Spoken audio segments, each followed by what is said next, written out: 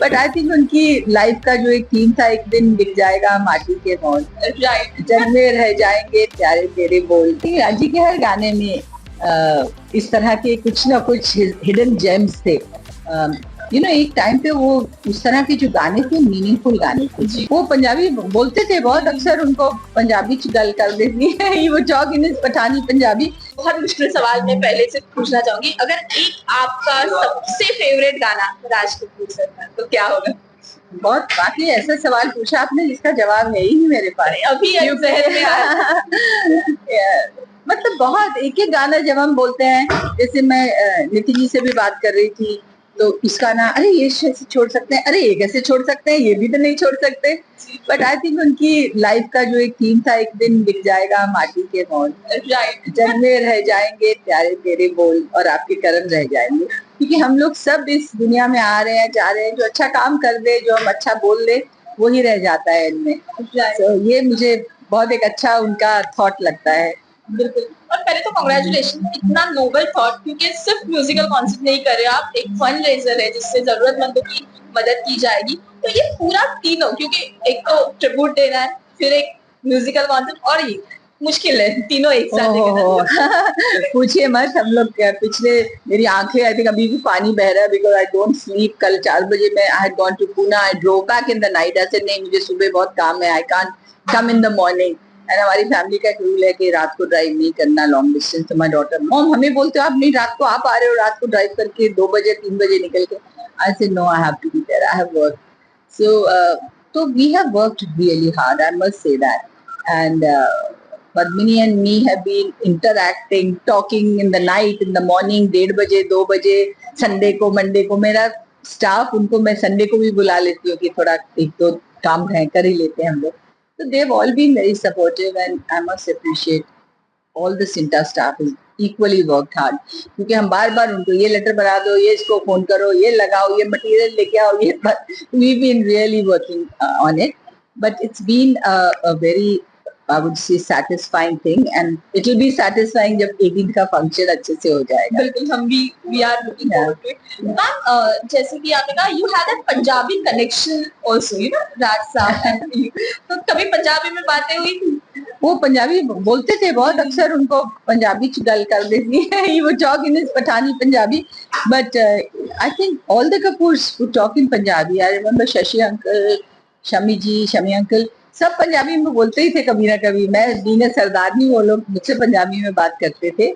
And it is so happen कि all my first few years, जैसे यश चोपड़ा जी वो भी पंजाबी थे, गुलशन राय जो मेरे प्रोड्यूसर थे, तो काफी हद तक मुझे पंजाबियत मिली वहां पे सबसे। इनफैक्ट मैं तो हमेशा बोलती हूँ, मैंने फिल्म इंडस्ट्री में आने के बाद ज्यादा पंजाबी बोलनी सीखी। चंडीगढ़ में तो हम लोग हिंदी अंग्रेजी बोलते थे कॉन्वेंट स्कूल में पढ़ते हुए, तो this was a more learning experience of Punjabi. Ma'am, उन्होंने आपको कॉम्प्लीमेंट किया, जो अभी वायरल हो रही है खबर, खूबसूरती को, और मतलब है वो जैसा नहीं है कि नहीं, but for me what is your first reaction जब उन्होंने बोला और सामने राज कपूर जैसी शख्सियत जब बोलती है, तो क्या था मतलब दिमाग में? टू बी ऑनेस्ट, उस टाइम पे मुझे रियलाइज भी नहीं हुआ कि ये कितनी बड़ी बात है। जी। मैं I was too young to night to understand कि इसकी कितनी अहमियत है।